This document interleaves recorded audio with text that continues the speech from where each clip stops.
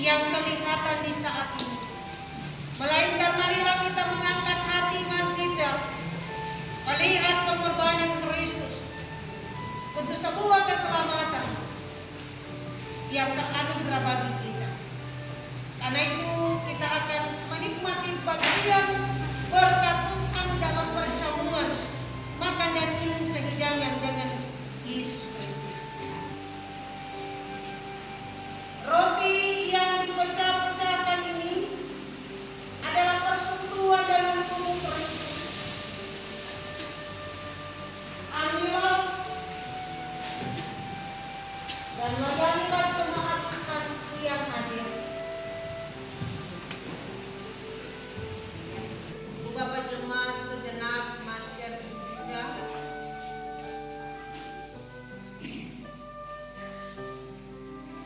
Mari kita maknai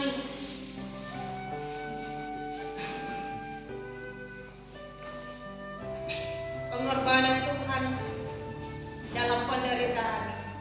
Karena itu dengan iman kita katakan cinta kasihnya Tuhan untuk kita manusia.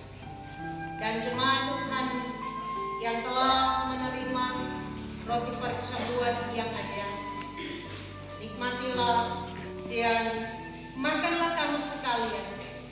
Ingatlah dan percayalah bahwa tubuh Tuhan kita Yesus Kristus telah dipecah-pecahkan sebagai jalan keampunan dosa bagi kita semua.